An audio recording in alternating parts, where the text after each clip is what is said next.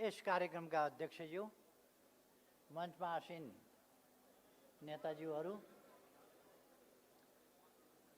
उद्योग व्यवसाय महासङ्घका पदाधिकारी साथीहरू, विभिन्न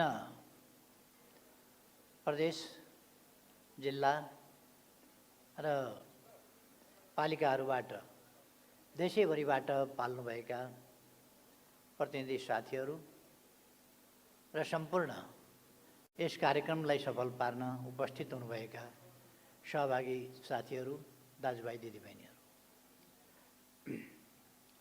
आज उद्योग वाणिज्य उद्योग व्यवसाय महासङ्घको दोस्रो राष्ट्रिय सम्मेलन भव्यताका साथ उद्घाटन भएको छ। मैले विश्वास लिएको छु यो अधिवेशन पूर्ण उपलब्धिका साथ त्यस्तै भव्यताका साथ सुसम्पन्न हुनेछ। यस अधिवेशनले विगतमा आफूले गरेका कामहरूको संक्षिप्त समीक्षा गर्दै आजको स्थितिको सचेतन विश्लेषण गर्दै आगामी दिनमा उद्योग व्यवसाय क्षेत्र, उद्यमी व्यवसायीका संस्था, उद्यम व्यवसाय र यस मार्फत राष्ट्रलाई समृद्ध बनाउने, धनी बनाउने र नेपाली जनतालाई सम्पन्न बनाउने र सुखी बनाउने, यस दिशामा आफ्नो योगदान सर्वाधिक रूपमा कसरी पुरा गर्न सकिन्छ, यस सम्बन्धमा महत्त्वपूर्ण निष्कर्षहरू निकाल्ने छ भन्ने मैले विश्वास लिएको छु। तदनुसार नै म यस अधिवेशनको सार्थक उपलब्धिका साथ सम्पन्नताको शुभकामना व्यक्त गरिरहेको छु। मैले सरस्वती अलिकति बर्ड्स आई भ्यू भन्दा पनि अलिकति फास्ट तपाईहरुको प्रतिवेदनको केही ग्लिम्सेस हेर्ने मौका पाएँ यहीँ राखेको ठाउँमा। त्यसमा राम्रो ढङ्गले नै प्रस्तुत गरिएको छ, खुसी लाग्यो। मैले अध्यक्षजीको अध्यक्षीय मन्तव्य पनि अहिले सुने, त्यसबाट पनि म खुसी भएको छु कि तपाईहरुले ठिकै बाटो पहिल्याउन खोज्नु भएको छ, पहिल्याउनु भएको छ र अगाडि बढ्ने अठोट राख्नु भएको छ। हाम्रो देशमा उद्योगको इतिहास धेरै लामो छैन। यद्यपि औद्योगिकरणका प्रयासहरू, विभिन्न ढङ्गले औद्योगिकरणका प्रयासहरू अलिक अगाडिदेखि पनि हुँदै आएका हुन्। यसै त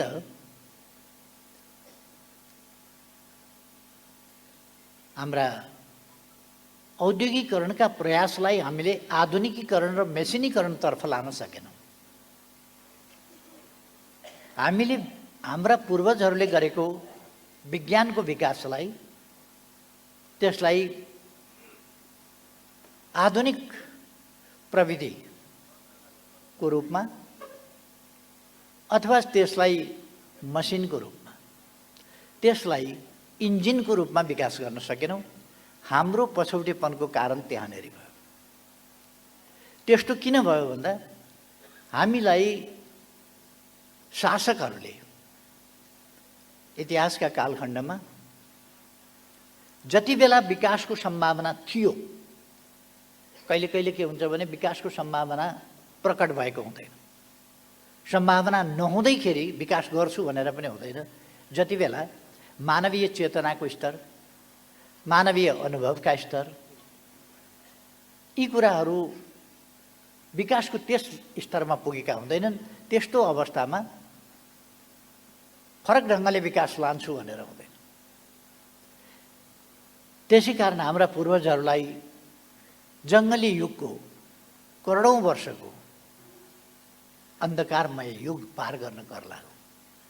हाम्रा पूर्वजहरूले नचाहेको होइन, पुर्खाहरूले नचाहेको होइन, सुविधा सम्पन्न जीवन नचाहेको होइन, तर त्यसबेला त्यो कुरा सम्भव हुँदैन थियो, किनभने मानवीय चेतनाको स्तर त्यहाँ पुगेको थिएन। अथवा प्रकृतिले सृष्टि गरेको सबभन्दा उन्नत चिज मानव मस्तिष्क हो। त्यस मानव मस्तिष्कलाई पनि प्रकृतिले त्यस तहमा विकास गरिसकेको थिएन। अर्को कुरा, मानव मस्तिष्कले अनुभूति र अनुभूतिहरूलाई अनुभवको रूपमा सङ्कलन गर्ने र अनुभवहरूको सङ्ग्रहद्वारा र परीक्षणद्वारा त्यसलाई अनेक प्रयोगहरूद्वारा ज्ञानको रूपमा विकास गर्ने र त्यस ज्ञानलाई प्रयोग गरेर थप तीव्रतर प्रगति गर्ने, त्यस लेभलमा, त्यस स्तरमा हाम्रो विकासको प्रक्रिया पुगेको थिएन। त्यसै कारण करोडौँ वर्षको युग जङ्गली युगको रूपमा बित्यो। त्यसपछि जब अलिअलि विकास हुन थाल्यो, त्यसलाई पछिल्लो समय आएर सत्ययुग भन्ने नामाकरण गरियो। किन जङ्गली युगभन्दा त्यो कहाँ कहाँ राम्रो युग बन्यो। आगो उत्पादन गर्न जाने मान्छेले आगो उत्पादन गर्न जानु, आगोमा पकाएर खान जानु, सेकाएर खान जानु, गुफा छोडेर रुखका छत लाग्न ओत लाग्न छोडेर अथवा ढुङ्गाका चेपमा बास बस्न छोडेर छाप्रा बनाउन जानु, अलिकति ओडारबाट बाहिर निस्किएर आवासमा जान थाल्यो। सञ्चिति गर्ने चेतना उसमा आयो। कुनै कुरा त्यति बेरै प्राप्त भएकै बेला खायो, फेरि छोडिदियो, हिँड्यो। भैँसीले तपाईँले बारीमा छोडिदिनु भयो भने पनि पेटभरि खान्छ, फेरि सञ्चिति भन्ने गर्दैन। अथवा केही चिजको पनि उसले सञ्चिति गर्दैन, उसले खान्छ पाएका बेला, छोडिदिएर हिँड्छ, पछिको भविष्य देखा जाएगा। हाम्रा पुर्खाहरूको पूर्वजहरूको पनि एउटा समय त्यस्तै थियो। पाएका बेला खायो, अनि फेरि भोक लागेपछि खोज्न हिँड्यो। आज खोज्यो, खायो, फेरि भोलिपल्ट खोज्यो, खायो, खोजेर हिँड्यो। कहिले भोकै परिन्छ, कहिले भेटिन्छ, कहिले कहिले नभेटिएर त भोकै पनि मरिन्छ, त्यस्ता पनि भयो होला। त्यस जमानाबाट सञ्चितिको जमानामा आएपछि मान्छे धेरै विकास गर्यो। सञ्चिति गर्ने, जङ्गली फलफुल कन्दमूल आदिको सञ्चिति, आफूले मारेका शिकारको सञ्चिति र त्यसलाई पोलेर खाने खालका कुराहरू, आगोको उत्पत्ति जस्ता कुराहरूले मानिसको विकास पूर्ण जङ्गलीबाट अर्ध जङ्गली, सञ्चित गर्न जान्ने, पोलेर खान जान्ने। अहिले पनि मान्छे बाहेक अरू जीवले, मुसाले सञ्चिति गर्न जान्दछ है अलिक, मुसो चाहिँ निकै बाटो हुन्छ। यस्ता केही जनावरहरू छन् जसले सञ्चिति बुझेका छन्। तिनीहरू एकदम दुःखको जमानाबाट अलिकति अनिकालमा पनि बाँच्ने कला सिकेका छन् तिनीहरूले। मान्छे त्यसै गरी आएको।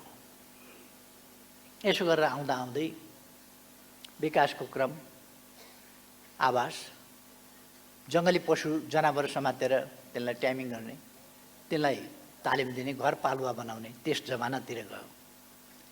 गर्दै खेती खालि जङ्गली चिज मात्रै होइन कि आफैले खेती लगाउने कृषि युगमा प्रवेश गर्यो। एउटा सिकारी युग गर्दै कृषि युगतिर प्रवेश गर्ने।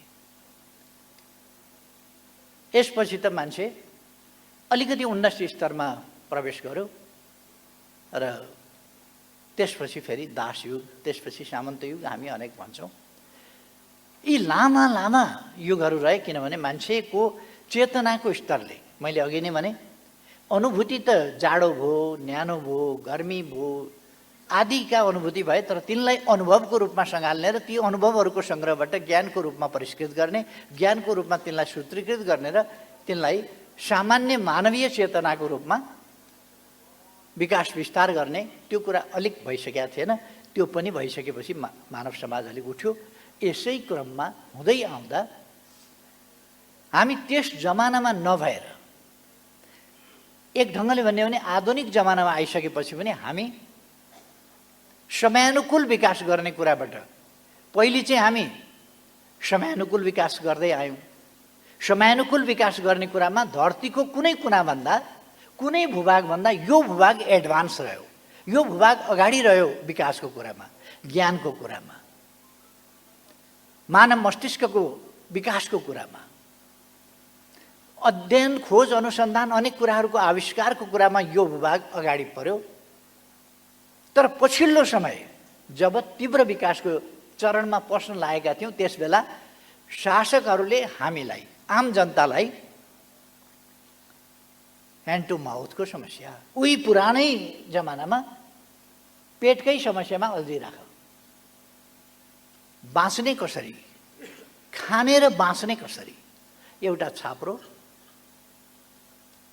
त्यो छाप्रोमा एउटा सानो परिवार बसाउने कसरी, त्यहाँ 2-4 बच्चा बच्ची हुर्काउने कसरी, यसैमा जिन्दगी सम्पूर्ण लगाउनु पर्ने स्थितिमा आम नागरिक पुगेपछि विकासको चिन्तन नै भएन। बिपी कोइरालाजीसम्म आइपुग्दा पनि विकासको नमुना के थियो, विकास मानवीय चाहना के थियो भन्दाखेरि बिपीले भन्दाखेरि पनि एउटा सानो घर, एउटा लैनो गाई, एकल गोरु, एक मानाको बन्दोबस्त। पेटभन्दा बाहिर त मान्छे जानै सकेका छैन त्यति बेलासम्म पनि। यो त 15-16 सालको सरकारको बेलामा पनि सरकारले गरेको परिकल्पना के हो भन्दा सानो बारी, एकल गोरु, एउटा गाई, एक मानाको बन्दोबस्त। प्रेरणा लिनका लागि के गर्ने त भन्दा प्रेरणा लिनका लागि हलो जोतेको एउटा किसानको फोटो त्यहाँ राख। 15-16 सालसम्म पनि विकास सम्बन्धी अवधारणा नेपालमा त्यस्तै रह्यो। यद्यपि त्योभन्दा अलिक धेरै वर्ष अगाडि, त्योभन्दा कमसेकम होला 30 वर्ष जति अगाडि नै लगभग औद्योगिकरण सुरु भइसकेको थियो। तर पनि समग्र उसमा गइसकेको थिएन, त्यो समग्र आम जनतामा औद्योगिक मानसिकता, औद्योगिक चेतना गइसकेका थिएन र सरकारले योजना गर्दाखेरि पनि त्यस अनुसारको योजना होइन कि साना विषयवस्तुमा नै योजनाहरू सीमित थिए। र सरकारले नागरिकहरूलाई पेटकै समस्या, ह्यान्ड टु माउथको समस्याबाट बाहिरतिर हेर्नै नदिने, यस्तो भारी बोक्ने, भोकको भारी, त्यो भोकको भारीले सधैँ भुइँतिर मात्रै हेर्ने बनाइदिने, बाहिरतिर हेर्नै नसकोस्, नागरिकहरूलाई त्यस्तो बनाइयो। त्यसकारण हामीले औद्योगिक विकास गर्न सकेनौँ। फेरि पनि दी जुट माइज फ्याक्ट्री अथवा जुट मिल, रघुपति जुट मिल आदि यिनीहरूको स्थापना हुँदै गयो र दी जुट माइज फ्याक्ट्री, बिडी फ्याक्ट्री आदि स्थापना हुन थाले। पुराना उद्योगहरू त्यस्तै थिए। अनि धान मिलहरू हुन थाले, धान मिलहरू स्थापना गर्ने, त्यसले ढिकीलाई रिप्लेस गर्ने कुराहरू भए। धन्न हामीले घट्टालाई चाहिँ उद्योग भनिरहनु परेन, यद्यपि त्यो पनि सानोतिनो उद्योगै हो। हामी यसरी बडो ढिलो गतिले उद्योगतर्फ गयौँ र शासकीय प्रयास उद्यमतर्फ, आधुनिकतातर्फ गएन। आज एक झट्कामा कसरी आउँदो रहेछ भन्ने कुरा हामीले डिजिटल नेपाल भन्यौँ। यहाँ पनि हामीले तपाईँहरूको एप सुरु गरियो होइन, आफ्नो एउटा नयाँ एप सुरु गर्नु। यहाँ पनि डिजिटल नेपाल हरेक ठाउँमा। अब हाजिरी डिजिटल, ढोका खोल्ने लगाउने पनि डिजिटल, साँचो खोल्ने लगाउने पनि डिजिटल। अब मोबाइलले के गर्यो भनेदेखि यसो हेरेका भरमा अनुहारले चिनेर खुल्ने, आँखाले चिनेर खुल्ने, औँठाले चिनेर खुल्ने, आवाजले खोल्दे भाइ भन्यो भने खोलिदिन्छ। गुगललाई भन्नुपर्छ, उसले आवाज चिनिहाल्छ। त्यो जमानामा गएर हामी अब त्यो जमानामा सँगै हिँड्न चाहन्छौँ आज। यद्यपि औद्योगिकरणको, आधुनिकीकरणको, मसिनीकरणको इतिहास हाम्रो कम छ, कमजोर छ, छोटो छ। हजारौँ वर्ष अगाडि, केही हजारौँ वर्ष अगाडि त नभनौँ, केही 100 वर्ष अगाडि, 500-600 वर्ष अगाडि मेसिनको उत्पादन भयो, बाष्प इन्जिनको उत्पादन भयो, आविष्कार भयो, अरू चिजहरू आविष्कार भए, रेलको आविष्कार भयो, अरू अनेक चिजहरू भए, तर हाम्रोमा भएन। हाम्रोमा भएन र हाम्रोमा नयाँ ढङ्गले सोच्ने खालको तरिकै भएन। नयाँ ढङ्गले सोच्ने खालको तरिका आउँदै आएन। हाम्रो सरकार 72मा संविधान बनेपछि म प्रधानमन्त्री भएर देशलाई विकासको एउटा नयाँ गतिका साथ, नयाँ आत्मविश्वासका साथ, नयाँ राष्ट्रिय भावनाका साथ, नयाँ राष्ट्रिय चेतका साथ, स्वाधीनताको, सार्वभौमसत्ताको चेतका साथ, स्वतन्त्रताको नयाँ चेतका साथ, भौगोलिक अखण्डता सम्बन्धी नयाँ दृढताका साथ र चेतनाका साथ, त्यसै गरेर लोकतन्त्रको मूल्य मान्यताका कुराहरूलाई त्यही नयाँ उचाइका साथ र लोकतन्त्रलाई सामाजिक जीवन पद्धति, एउटा राजनीतिक प्रणाली मात्रै होइन लोकतन्त्र भनेको, समग्र सामाजिक जीवन पद्धति समेत हो। यस ढङ्गले र राजनीतिक प्रणाली आफैमा साध्य होइन। राजनीतिक प्रणाली विकासका लागि, सुविधायुक्त जीवन जनताले पाउन् भन्नका लागि र सुख प्राप्त गरून् मान्छेले, मानव जातिले भन्नका लागि, यी बाटा बनाउनका लागि होइन, गाडी कुदाउनका लागि हो। मान्छेका लागि बाटा बने हो। यी पुल बनाउनका लागि होइन, मान्छेका लागि हो। हाम्रा सबै कुरा मानव जातिका लागि हो। धरतीको सुरक्षा, वातावरणको सुरक्षा, इको ब्यालेन्स, इको सिस्टमको रक्षा, यी सबै कुरा, कार्बन उत्सर्जन कम होस्, अक्सिजन बढी उत्पादन होस्,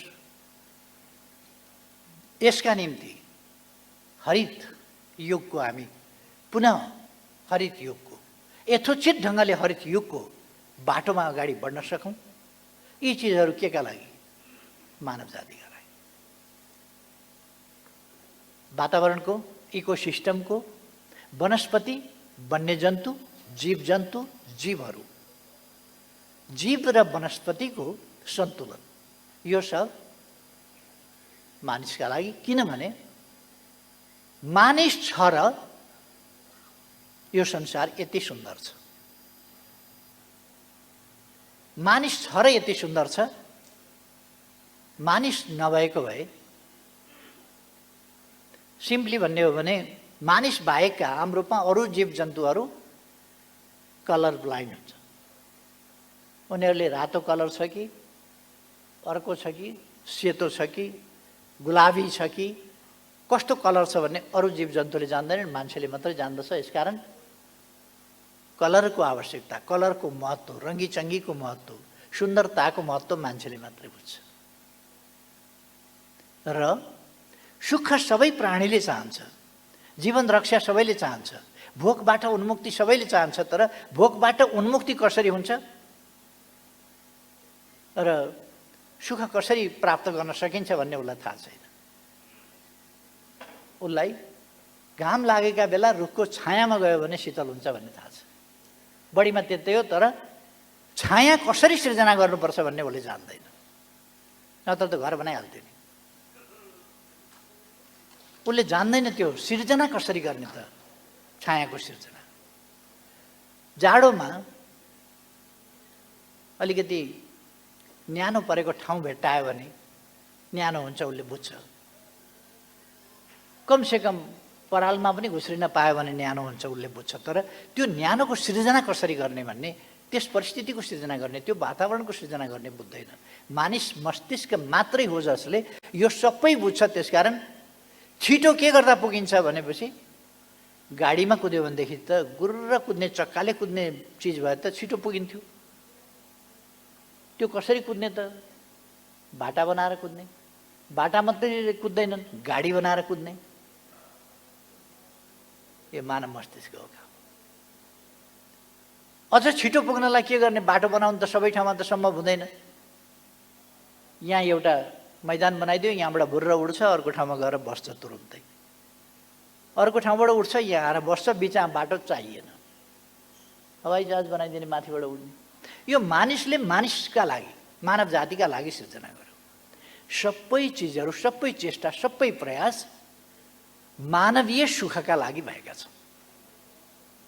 सबै चिज मानवीय सुखका लागि, तर त्यसलाई गलत व्याख्या गरेर, मानवीय सुखलाई गलत व्याख्या गरेर आफ्नो निजी स्वार्थ, निजी अहङ्कार, निजी तृष्णा का लागि,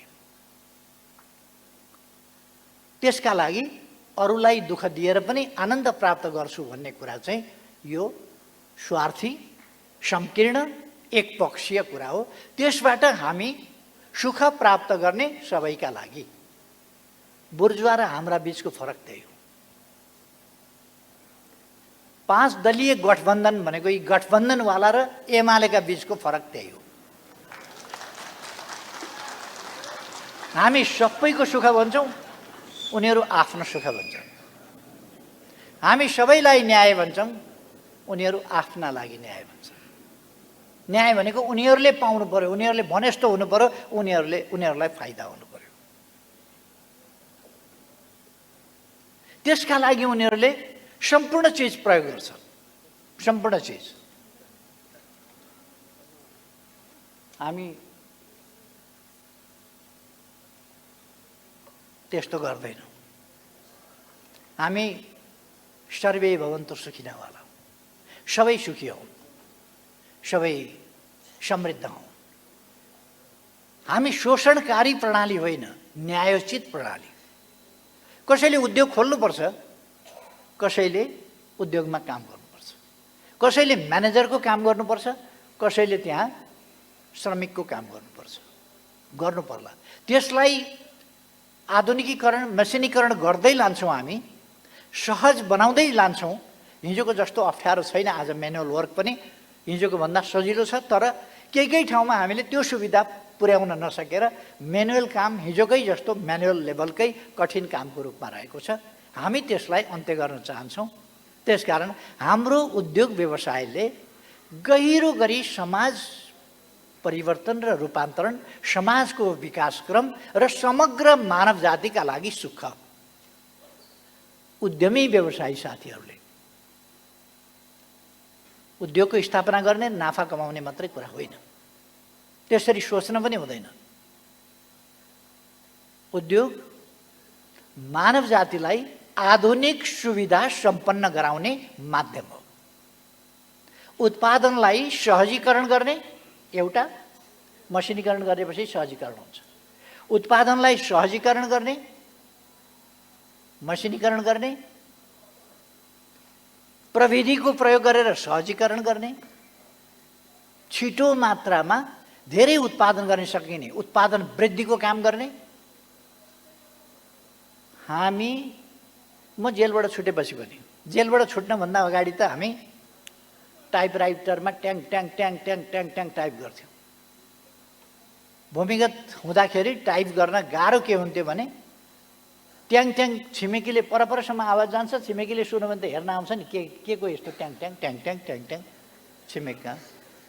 त्यसो भएर त्यो कसैले नसुन्ने ठाउँमा नसुन्ने गरी टाइपराइटर गर्नु पर्थ्यो। अलिकति बढी गर्नलाई लिथो। त्यसबाट अलिक धेरै गर्नु पर्यो भने स्टेन्सिल भन्ने एउटा पेपर हुन्थ्यो। त्यो स्टेन्सिल पेपरमा हामी टाइप गर्थ्यौँ अथवा लेख्थ्यौँ अनि लिथोमा हालेर त्यो स्टेन्सिलबाट निकाल्थ्यौँ। लतपतिएको अप्ठ्यारो त्यस प्रकार।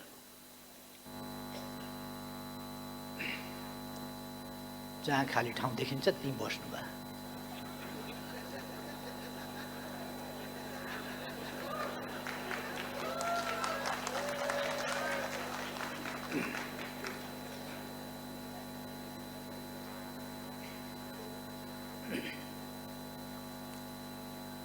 त्यो समय थियो त्यसपछि म जेलबाट छुटेपछि पनि हामी त्यहाँ कालीमाटीमा यो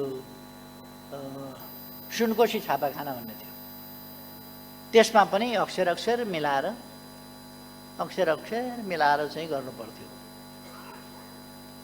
अहिले खर्रा टाइप गर्यो, सरक कम्प्युटरमा टाइप गर्यो, पहिले जस्तो ट्याङ ट्याङ ट्याङ ट्याङ गर्दैन, आवाजै आउँदैन अहिले। सरर टाइप गर्यो, प्रिन्ट आउट, जति आदेश दियो त्यति प्रति फुत्त निकाल्छ। सजिलो के भने त्यसले माग्ने इङ्क हो, इङ्क यसो दियो, कस्तो रङको, कस्तो कलरको, कस्तो के, सर एकैछिनमा गर्छ। यी कुराहरू हिजो परिकल्पना गर्न सकिँदैन थियो। मैले पोलिटिक्स थाल्दा अहिले जस्तो यस्तो स्क्रिनमा देखाउने कुरा कहाँ सम्भव हुन्थ्यो? यो त कल्पनातीत कुरा थियो। हाम्रै जीवनमा हामीले यी कुराहरू गरेका छौँ। र अब अहिलेको समय मैले भने नि, सुनकोशी छापाखानामा म जेलबाट छुटेर आएपछि पनि सुनकोशी छापाखानामा ट्याङराङ टुङरुङ घच्याङ घच्याङ घच्याङ प्रेस गर्नु पर्थ्यो। अब अहिले स्वाट स्वाट स्वाट स्वाट स्वाट स्वाट त्यसरी निकाल्छ। त्यसो भएर अत्यन्त तीव्र ढङ्गले परिवर्तन भइरहेको छ औद्योगिकरणको दिशामा, मसिनीकरणको दिशामा, प्रविधिको प्रयोगको क्षेत्रमा। त्यसकारण अबका हाम्रा उद्योगहरूले प्रविधिको प्रयोग गर्ने, मानवीय श्रमलाई सहज बनाउने, मान्छे बिना हुँदैन। फेरि मानवीय मस्तिष्क यो पृथ्वी चलाउने र अन्तरिक्ष चलाउने, ब्रह्माण्ड चलाउने, सौरमण्डल चलाउने मानवीय उसले होइन, तर समाज र समाजका विकासका कुराहरू चाहिँ मानवीय मस्तिष्कले चलाउँछ। मानव समाजलाई कन्ट्रोल गर्ने कुरा, व्यवस्थित गर्ने कुरा, न्याय दिने कुरा, यी सबै कुरा मानव मस्तिष्कका उपज हुन्। मानव मस्तिष्कले गर्नुपर्छ र त्यो मस्तिष्कले यस्ता चिजहरू आविष्कार गरेको छ। अझ आविष्कार तीव्रतर गतिले, मोबाइलको एकपछि अर्को भर्सन हेर्नुहोस् त, कति चाँडो चाँडो मोबाइलको यो जेनेरेसन, यो 8 भन्दै थियो, 8बाट 9 नोट भनेर ल्यायो, लेख्न पनि त्यसै मिल्ने, अर्को निकाल्यो गर्दा गर्दै अहिले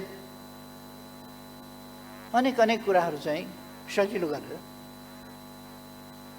र बोलेको कुरा लिपिमा निकालिदिने, त्यो पनि भइसक्यो। एउटा भाषामा बोल्यो भने अर्को भाषामा ट्रान्सलेट गरेर निकालिदिने पनि भइसक्यो।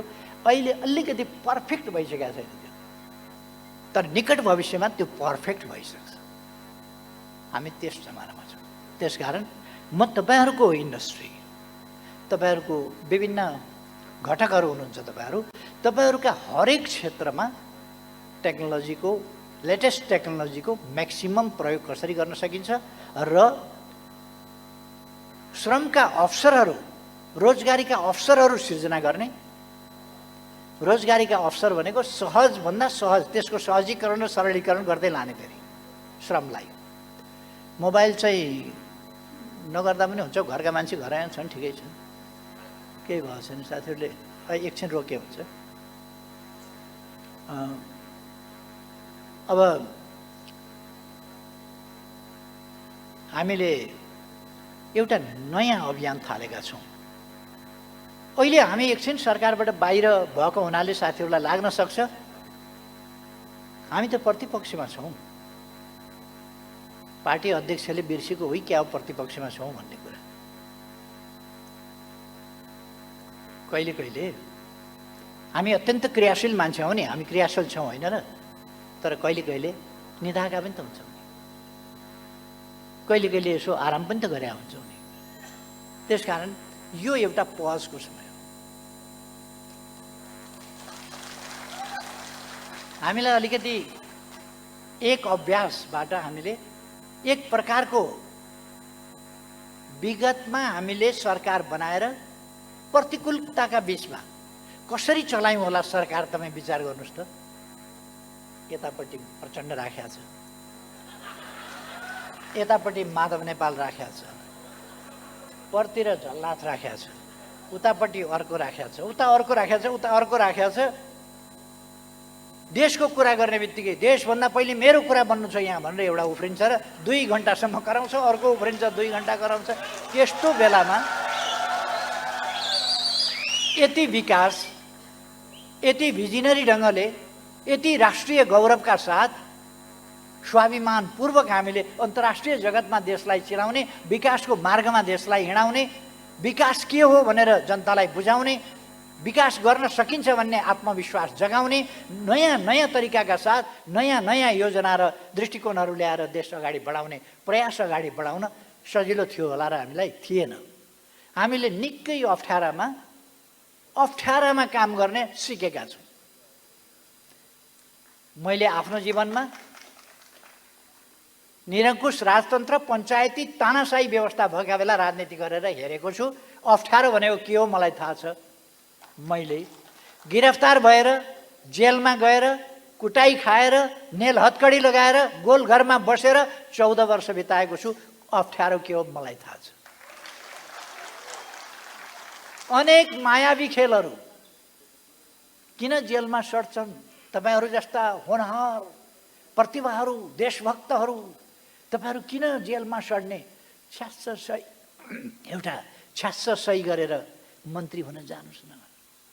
यस्ता मायावी खेलहरू खेल्ने, हाम्रो आस्थालाई डगमगाउन खोज्ने यस्ता प्रयास भए त्यस्ता हामीले देखेका छौँ। र हामीले बुझेका छौँ, हामीले परीक्षा पार गरेका छौँ।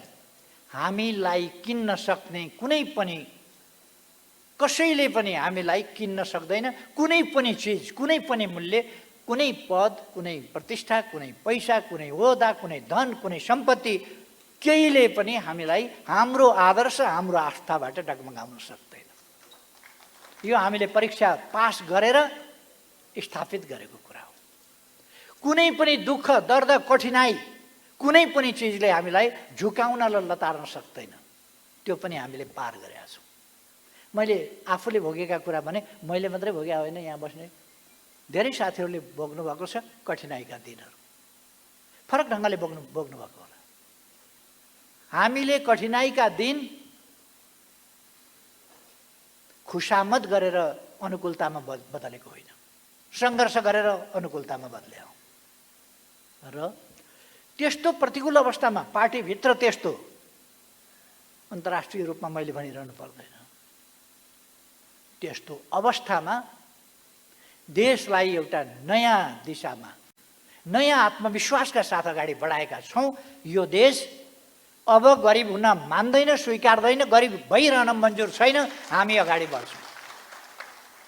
अगाडि बढ्न सबभन्दा ठुलो इन्जिनको कुरा हो उद्योग व्यवसाय। उद्योग व्यवसाय इन्जिनको कुरा हो। जब उद्योगहरूको स्थापना हुन्छ त्यसले श्रमिकको श्रमलाई सहज बनाउँछ, सहजीकरण गर्छ, अलिकति विस्थापित गर्छ भन्ने पनि छ। विस्थापित गर्छ सुरुमा, यदि तरिका नमिलाइकन अगाडि बढ्यौँ भने विस्थापित गर्छ। हामीले वैकल्पिक व्यवस्था पनि त्यत्तिकै गर्नुपर्दछ। उद्योगको मसिनीकरण गर्ने र त्यहाँका श्रमिकहरूको उद्योगको आधुनिकीकरण हुन्छ। श्रमिकको आधुनिकीकरण भएन र जहाँ कतै रह्यो भने समस्या पैदा हुन्छ। त्यसकारण उद्योगको आधुनिकीकरण गर्दा श्रमिकहरूको पनि आधुनिकीकरण गर्नुपर्छ। त्यसकारण व्यावसायिक शिक्षा, सिप विकास तालिमहरू आदि कुराहरू र नयाँ सम्भावनाहरू तिनीहरू दिनुपर्छ। हामीले स्टार्टअपलाई किन प्रोत्साहित गर्यौँ? स्टार्टअपलाई हामीले किन सजिलोसँग अगाडि बढ्न दियौँ? मैले धेरै ठाउँमा अगाडि पनि बोल्दाखेरि भनेको छु, धितोलाई लोन दिने होइन, प्रोजेक्टको भायबिलिटीलाई लोन दिनुहोस्। एउटा गरिब मान्छे छ तर उसँग भायबल प्रोजेक्ट छ अनि उसँग धितो छैन। धितो नभएको हुनाले उद्योग गर्न नपाउने, काम गर्न नपाउने स्थिति हुनु हुँदैन। उसँगको क्षमता, उसले क्षमता चाहिँ नबिक्ने, धितो बिक्ने। ढुङ्गा माटोको बारी बन्दकी हुने, मानवीय मस्तिष्क जस्तो सर्वोच्च सिर्जना त्यसको चाहिँ जिम्मा जवानी केही नहुने, त्यसले प्रस्तुत गरेका योजनाहरूको जिम्मा जवानी नहुने, एउटा योजना आफैमा जिम्मा जवानीको कुरा हो। तपाईँ सोझै पैसाको लगानी कम गर्नुहोस्, तर मेटेरियल दिनुहोस् न उसलाई, मसिन दिनुहोस्, अन्य सामग्रीहरू दिनुहोस्, उद्योग सञ्चालन गर्न स्थापना गर्न चाहिने सामग्री उपलब्ध गराउनुहोस्, जमिन उपलब्ध गराउनुहोस्, भवन उपलब्ध गराउनुहोस्। त्यो त सरकारले गरिदिए हुन्छ नि त। र भायबल इन्डस्ट्री, उसको भिजन कार्यान्वयन गर्ने अवसर दिनुहोस् र त्यस्तो कुरा टिम स्पिरिटमा गर्ने वातावरण बनाउनुहोस्। जिम्मा तिनै सामग्रीहरू, त्यही जमिन जिम्मा हुन्छ, त्यही जमिन त्यही मेसिनहरू धरौटी हुन्छ, त्यही घर धरौटी हुन्छ, त्यसैलाई माने भइगयो नि। यस ढङ्गले हामी स्टार्टअप मात्रै होइन, अलिक ठुला उद्योग पनि कसैले गर्न खोज्छ भने लोन दिने भनेको त्यही त हो नि।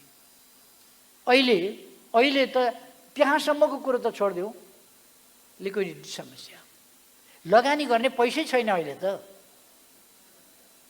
त कहाँ पुग्यो, लगानी गर्ने पैसा छैन। हामीले 8वटा औद्योगिक क्षेत्रहरू खोल्यौँ, हामीले अनेक उद्योगहरू स्थापना गर्न आह्वान पनि गऱ्यौँ, सुरु पनि गऱ्यौँ। कतिपय नयाँ उद्योग सञ्चालनका तरिकाहरू अवलम्बन गरेर आयौँ। ती मान्छेहरू हामीलाई सोध्न अप्ठ्यारो मान्दैनन्, जसले छाला जुत्ता खाए। बाँसबारी छाला जुत्ता खानेहरूले हामीलाई सोध्छन्, खोइ उद्योग स्थापना गरे। जसले सिमेन्ट कारखाना खाए, जसले इटा टायल कारखाना खाए, जसले इटा भट्टा खाए, भक्तपुर इटा टायल उद्योग खाँदा हुने, हरिसिद्धि इटा भट्टा खाँदा हुने, इटा उद्योग खाँदा हुने, बाँसबारी छाला जुत्ता खाँदा हुने। अनि हामीलाई कागज चाहिँदैन र अब, तर पेपर एन्ड पल्प्स, गैँडाकोट त्यो खानेहरू, तिनीहरूले हामीलाई सोध्दैछन्। हिमाल सिमेन्ट खानेहरूले हामीलाई सोध्दैछन्। अहिले एउटा नारा निकालेका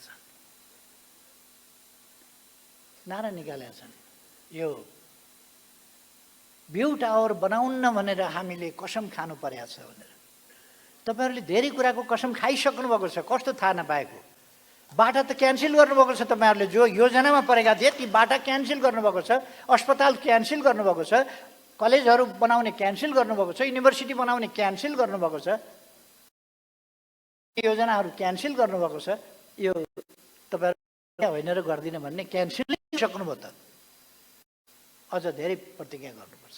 मैले अस्ति पनि एक ठाउँ बोल्दाखेरि भनेको थिएँ, मलेसियामा हिजो हो क्या सायद, मलेसियामा त्यो ट्विन टावर बनाएको छ महाथिरले।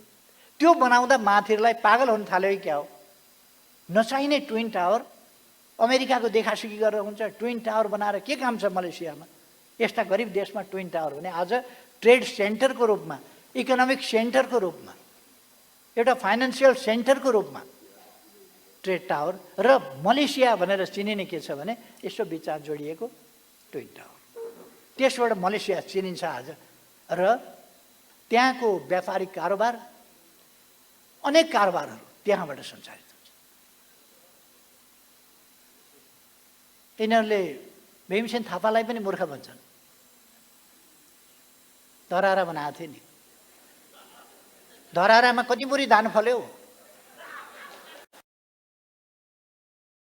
धराराले कति धार्ने मासु दियो, कतिवटा पाठा ब्यायो। यिनीहरू त खोज्दा रहेछन् यस्तो। ट्विन टावर बनाउनु हुँदैन।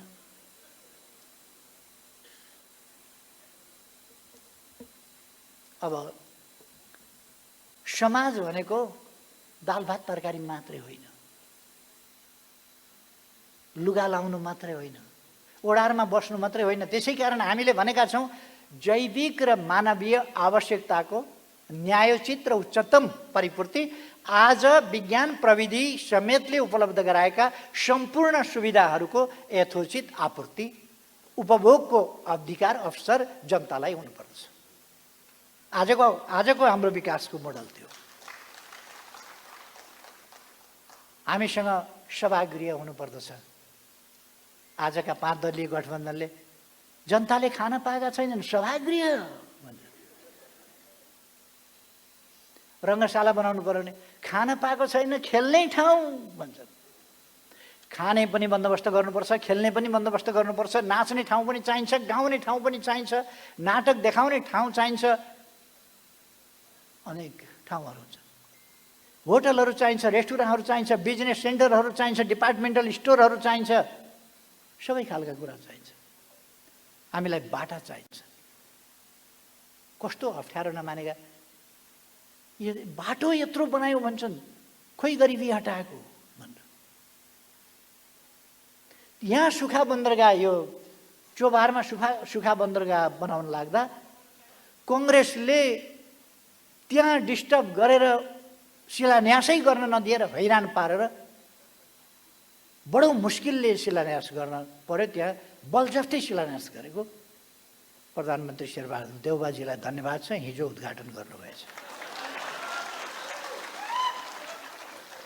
उहाँले यसले राम्रै गर्छ भनेर हिजो चाहिँ बोल्नुभयो। यति बेर आएर थाहा पाउनुभएछ 3 वर्षपछि। अर्थात् यो 5 दलीय गठबन्धन कस्तो रहेछ, मान्छेहरू एउटा चिडियाखानामा गएछन्, चिडियाखाना हेर्न। अनि त्यहाँ जनावरहरूको केही सरसल्लाह छलफल हुँदो सबै जनावरहरू बेसरी हाँसेछन्। त्यहाँ मरी पेट मेसी सब जनावरहरू हाँस्दा रहेछन्। एउटा गधा चाहिँ चुप्प लागेर बसिया रहेछ। अनि तिनै मान्छे भोलिपल्ट गएछन्, यहाँ पर्सिपल्ट गए, अरू जनावरहरू चुप लागेका छन्, गधा एक्लै मरी हाँस्या छ, मरी हाँस्या छ। किन गधा एक्लै हाँस्दैछ भने यी सबै जनावरहरू चाहिँ हिजै कुरो बुझे हाँसिहाले, गधाले त्यो कुरो आज बल्ल बुझेर यति बेर हाँस्दैछ। हाम्रा मित्रहरू शिलान्यास गर्ने बेलामा विरोध गर्छन्, उद्घाटन गर्ने बेलामा कुरो बुझ्छन् र बत्ती बाल्छन्। आज कुरो गर्यो भने अरू सबै हाँस्छन्, 5 दलीयहरू आज चुप्प लाग्छन्, धुमधुम हुन्छन्। भोलिपल्ट गएर हेर्नुभयो भने खितेती हाँस्दै हुन्छ, किनभने उनीहरूले कुरै ढिलो बुझ्छन्, भोलिपल्ट बुझ्छन्। अब उद्योगको क्षेत्रमा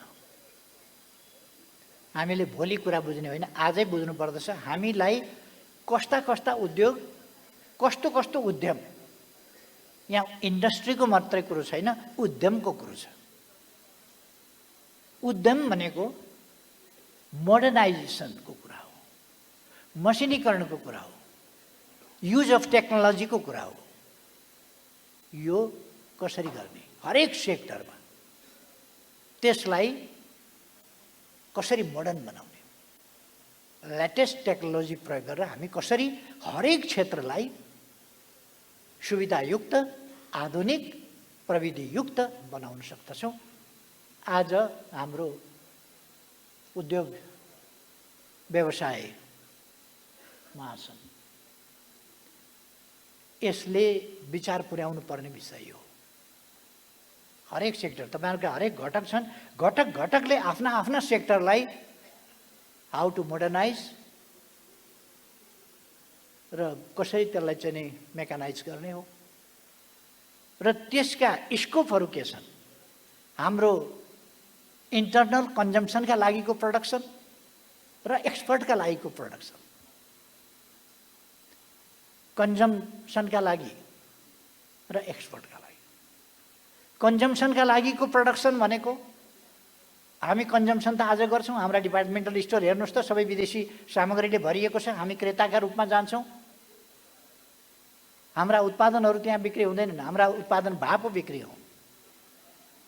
अरूका उत्पादन ल्याउँछौँ, हामी बेच्छौँ र हामी किन्छौँ।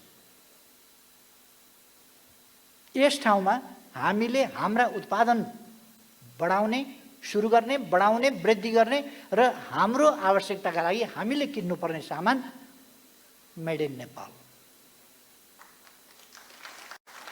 त्यो बनाउनु पर्दछ। हामीले उत्पादन गर्ने हाम्रा सामान, क्वालिटीका सामान उत्पादन गरौँ। नेपाली त हो नि भनेर होइन। यो नेपाली भनेको त गिफ्ट दिने आइटम हो क्या, गिफ्ट यस्तो प्रोग्रामहरूमा नि चिफ गेस्टलाई किन घर लगेर राख्ने हो, लगाउने होइन, चलाउने होइन। त्यसो भएर लगाउन हुने जुत्ता होइन, गिफ्ट दिन हुने खालको जुत्ता भने जस्तो, लगाउन हुने खालको चिज होइन, गिफ्ट दिन हुने खालको, लगेर राख्न मात्रै हुने खालको होइन। हामीले कम्पिटिटिभ क्वालिटी, कम्पिटिटिभ प्राइस त्यो हुनुपर्छ। प्राइसमा competition, competitive price, reasonable price र कम्पिटिटिभ क्वालिटी।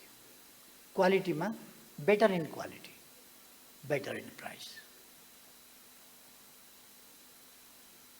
त्यो चिज गरेर हामीले मार्केट, आफ्नो मार्केट सिर्जना गर्नुपर्छ, आफ्ना उत्पादनको मार्केट, इन्टरनल्ली र एक्सटर्नल्ली। उपभोग्य सामानहरूको उत्पादन, वस्तुहरूको उत्पादन, सेवाहरूको उत्पादन। हामीले खास गरेर र मेटेरियल होइन, रेडिमेड रूपान्तरित र बनाइएको, प्रशोधित वा म्यानुफ्याक्चर्ड मेटेरियल बजारमा पठाउनुपर्छ, कच्चा होइन। बाहिर त्यसै गरी पठाउनुपर्छ। हाम्रा उत्पादनहरू, कृषिजन्य उत्पादन, त्यसको पनि आधुनिकीकरण, त्यसको पनि व्यावसायिकरण, त्यसको पनि औद्योगिकरण हुन्छ नि। उद्यम कृषिमा आधारित हुन्छ। साना, मझौला, घरेलु, ठुला, विभिन्न प्रकारका उत्पादनमूलक आन्तरिक खपतका लागि र बाह्य एक्सपोर्टका लागि। यी चिजहरू हामीले आफैले योजनाबद्ध ढङ्गले, हाम्रो पपुलेसन के हो, मार्केट के हो, हाम्रो डिमान्ड के हुन सक्दछ, त्यसको एजम्सन गरेर त्यस अनुसारका हाम्रा प्रडक्सनहरू, हाम्रो सर्भिस सेक्टर, हाम्रो टुरिज्म। हामीले होटलै होटल बनायो भने के होला? कहीँ कहीँ चलेको छ होटलै होटल। स्पेन र फ्रान्सको बिचमा एन्डोरा भन्ने सानो देश छ, एउटा सानो पपुलेसन, एकदमै सानो, एउटा खोल्सीको ओरतिर परतिर एउटा सानो, एउटा खोलो छ सानो बिचमा, त्यसको ओरतिर परतिर एउटा देश छ, सानो देश, एन्डोरा भन्छन् त्यसलाई, स्पेन र फ्रान्सका बिचमा। त्यसको उत्पादन कति होला र? खासै केही उत्पादन छैन। त्यहाँका मान्छेलाई खान पुग्ने उत्पादन पनि हुँदैन। तर त्यहाँ मान्छेका घर कति छन्? तर होटलै होटल छन्। सायद 13 लाख त्यहाँको पपुलेसन छ। 13 लाख पपुलेसन छ। 80 लाख हरेक दिन एन्डोरामा मान्छे बस्छ, टुरिस्टहरू। त्यसरी टुरिस्टिक स्पटको रूपमा उनीहरूले डेभलप गरेका छन् र घरभन्दा होटल धेरै छन्। देशभित्रका बासिन्दाभन्दा पर्यटक धेरै छन्। त्यहाँ बजारमा हेऱ्यो भने देशभित्रका मान्छे फाट्टफुट्ट देखिन्छन्, सबै बाहिरका मान्छे। देशभित्रका मान्छेले त होटलमा खाना तयार गर्नु पर्यो, के तयार गर्नु पर्यो, यता मिलाउनु पर्यो, उता त्यसैमा हुन्छन्, उनीहरू बजारमै हुँदैन। त्यस कारण बजारमा देखिन्छन् बाहिरका मान्छे, टुरिस्टहरू, जहाँसुकै पनि बजारमा। एन्डोरा भनेको चाहिँ बाहिरकै मान्छेहरूको देश हो कि जस्तो देखिन्छ, किन त्यहाँका मान्छे त, ती मान्छेहरू पैसा बुझाउन जो आएका छन् नि त्यहाँ, तिनीहरूको पैसा बुझ्ने सिप तयार गर्दै हुन्छन् क्या, कला त्यहाँ तयारी गर्दै हुन्छन्। त्यो पैसा बुझ्ने सिप, उनीहरूले पैसा मन फुकाएर बुझाउनु पऱ्यो नि, त्यसका लागि सिप चाहिन्छ, सर्भिस चाहिन्छ। त्यो सर्भिस र सिप, ती चिजहरू उनीहरू गरिराखेका हुन्छ। गिफ्ट आइटम उनीहरूले मात्रै बनाएर गिफ्ट आइटम हुँदैन त्यहाँ। गिफ्ट आइटम उनीहरू बाहिरबाट इम्पोर्ट गरेर पनि गिफ्ट आइटम टुरिस्टका लागि यसरी पनि तयार गर्छन् मान्छेहरूले। तर हाम्रो देशमा अहिले त्यसो गरेर हुँदैन। हाम्रो देश यस्तो, हाम्रो एन्डोरा होइन। एन्डोरामा हिमाल हेर्न मान्छे आउने होइन, नदी हेर्न आउने होइन, गैँडा हेर्न आउने होइन, हात्ती हेर्न आउने होइन, पशुपतिनाथ हेर्न आउने होइन, मुक्तिनाथ हेर्न आउने होइन, स्वयम्भू बौद्धनाथ हेर्न आउने होइन, लुम्बिनी हेर्न आउने होइन। एन्डोरामा के हेर्न आउने भन्दा होटल हेर्न आउने, होटलले दिने सुविधा हेर्न आउने, मनोरञ्जन हेर्न आउने आदि, अथवा परिस्थिति अनुसार देशलाई सञ्चालन गर्नुपर्दो रहेछ, परिस्थिति अनुसार देशको विकास गर्नुपर्दो रहेछ। हाम्रै ढङ्गले एन्डोराले विकास गर्न खोज्ने हो भने हुँदैन, एन्डोराकै ढङ्गले हामीले विकास गर्न खोज्यौँ भने हुँदैन। हाम्रो विकासको तरिका हाम्रो आफ्नै हुनुपर्दछ। हामीसँग हिमाल छ, हामीले ख्याल राख्नुपर्दछ, ग्लेसियर्स छन्, ख्याल राख्नुपर्दछ, हामीसँग स्ट्रिमहरू झरनाहरू छन्, ख्याल राख्नुपर्दछ, ताल तलैया, हिमताल, हिमनदी, यी सबै कुराहरू छन्, हामीले ख्याल राख्नुपर्छ। नदी नाला झरना हिमाल पहाड सबै छन्, भावर प्रदेश छ, हामीसँग चुरेका पहाडहरू छन् र तराई छ, हामीसँग जैविक विविधता छ, वनस्पतीय विविधता छ, हामीसँग बहुतै सुन्दर ब्युटिफुल आश्चर्यजनक इकोसिस्टम छ। यो चिज हामीसँग धार्मिक, पौराणिक, ऐतिहासिक सभ्यताले सुम्पिएका, प्रकृतिले दिएका यस्ता पर्यटकीय गन्तव्यहरू छन्। हाम्रो हावापानी यति सुन्दर हावापानी छ जो दुनियाँमा कल्पनै गर्न नसकिने खालको सुन्दर हावापानी। यी चिजको हामीले प्रयोग गर्न सक्नुपर्दछ, उत्पादनका लागि, उन्नतिका लागि, उद्यमका लागि, व्यवसायका लागि। यसमा नेकपा एमालेको नीति छ, उद्यमका विभिन्न क्षेत्रहरू, ती क्षेत्रहरूलाई परेका समस्याहरू सुन्ने, बुझ्ने, त्यहाँ परेका समस्या मनन गर्ने, तिनको समाधानका लागि के गर्न सकिन्छ, देन एन्ड देयर तत्काल ती समस्याको समाधान गर्न तत्परता देखाउने र समस्या समाधान गर्दै उद्यमी र उद्यमहरूलाई सहयोग पुर्याउँदै देश विकासको बाटोमा अगाडि बढ्ने हाम्रो पार्टीको नीति छ। तपाईँहरूलाई मैले यसमा धेरै केही भनिरहनु पर्दैन, पार्टीको नीति तपाईँहरू जान्नुहुन्छ। तपाईँहरूको प्रतिवेदनमा पार्टीका केही नीतिहरूको उल्लेख मैले हेरेँ, बहुतै जिम्मेवार ढङ्गले भनिएको छ। त्यसकारण हाम्रो भूगोलले, हाम्रो प्रकृतिले दिएको छ र हामी ऋषि, महर्षि, चिन्तक, विद्वान, बुद्धिजीवी, दार्शनिकहरूका सन्तान हौ र हामीसँग उनीहरूको जेनेटिक मेमोरी छ। जेनेटिक मेमोरी भनेको असाधारण कुरा हो जसले हामीलाई तीव्र प्रगतिको बाटोमा अगाडि बढ्न मद्दत पुर्याउँछ। मानव जातिको मस्तिष्क यति विकसित किन छ भने जेनेटिक मेमोरीको कारणले। र जेनेटिक मेमोरी र मेमोरी, मानिससँग जेनेटिक मेमोरीको अत्याधिक सङ्ख्या छ। अर्को मान्छेको सबभन्दा प्रबल कुरा के हो भन्दा मेमोरी पावर। मान्छे उत्कृष्ट किन छ भने मानिससँग मेमोरी पावर छ। अर्को कुरा, मानिस छिटै सिक्न सक्दछ। कसैले पनि मानिस जस्तो कुनै जीवले सिक्ने त कुरै छोडिदिउँ, कल्पनै गर्न सकिँदैन कि मानवसँग सिक्ने कुराको जुन क्षमता छ। त्यसै कारण 20 वर्षको उमेरमा त मास्टर्स गरिसक्छ। कति छिटो सिक्यो, त्यो कसरी सक्छ? अक्षरै पत्ता लगाउन कति हजार वर्ष लाग्यो होला, कति 100 वर्ष लाग्यो होला, ह्रस्व दीर्घ पत्ता लगाउन। आज त ह्रस्व दीर्घ, स्पेलिङ, शब्द आदि इत्यादि, तिनका अर्थ, मर्मदेखि लिएर अरू चिजका निर्माणदेखि लिएर अनेक के सिकिसक्छ 20 वर्षको उमेरमा। यो किन सम्भव छ भन्दा we have very strong memory power because of the genetic memory of our ancestors. हाम्रो एन्सेस्टरहरूको जेनेटिक मेमोरीको कारणले, मेमोरी पावर हामीसँग भएको हुनाले we can learn very fast. We have very strong memory power. त्यसकारण हाम्रो मेमोरी पावरले हामीलाई विकासमा अगाडि जान दिन्छ। मैले यो सब कुरा किन भनेको भने हामी खालि एउटा उद्योग, एउटा व्यवसाय, एउटा कारोबारसँग मात्रै अथवा एक क्षेत्रको कारोबारसँगको मात्रै कुरा गरिराखेका छैनौँ, समग्र कारोबारसँगको कुरा गरिराखेका छौँ, राष्ट्रको विकाससँगको कुरा गरिराखेका छौँ। नेकपा एमाले समृद्ध नेपाल, सुखी नेपाली भनेको छ। नेकपा एमाले भने हो र त्यो नेकपा एमाले राष्ट्रिय आकांक्षालाई, यो त राष्ट्रिय आकांक्षा हो, सबै नेपालीको चाहना यही होइन र समृद्ध नेपाल, सुखी नेपाली, सामाजिक न्याय र समानता सहितको समृद्धि, हामी सबैको चाहना होइन र? जैविक र मानवीय आवश्यकताहरूको न्यायोचित यथोचित ढङ्गको परिपूर्ति हामी सबैको चाहना त्यही होइन र? र हामीले अधिकारसम्मको पहुँच,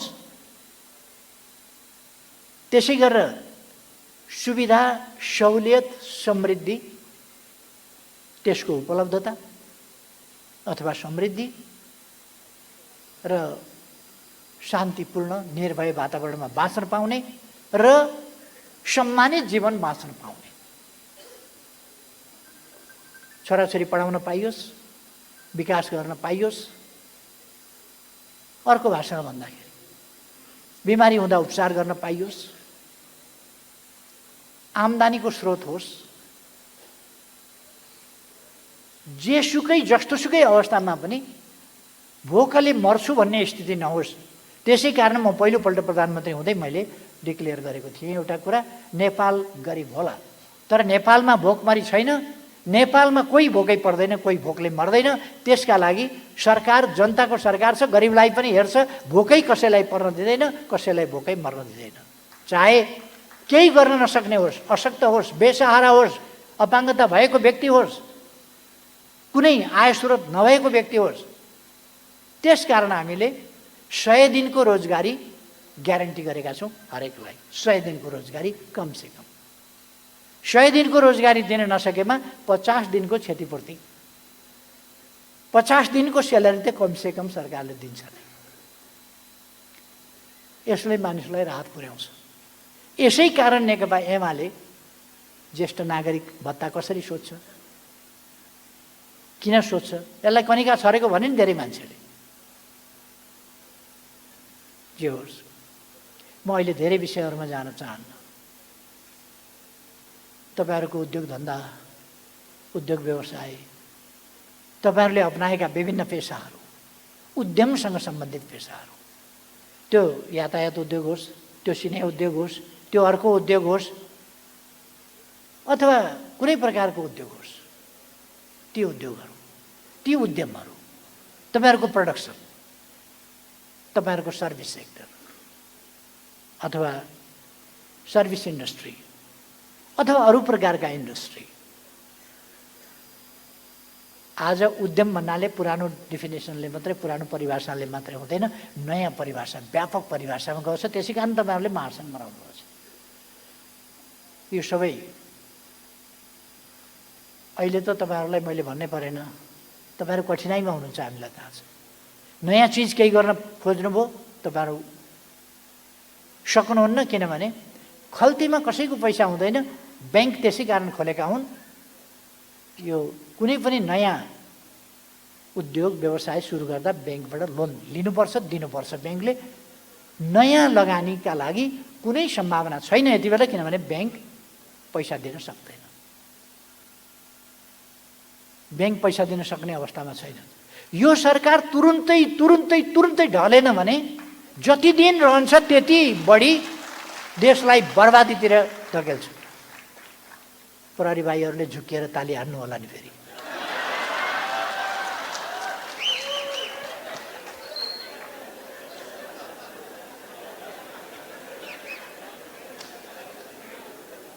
देश बनाउन त सबैलाई परेको छ नि त।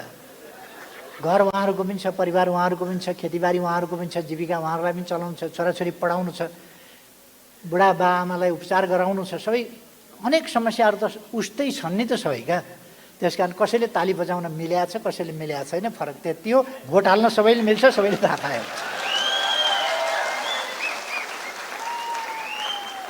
अब म अहिले यहाँनिर तपाईँहरूसँग फेरि तपाईँहरूलाई लाग्ला म चुनावी कुरा गर्छु भनेर।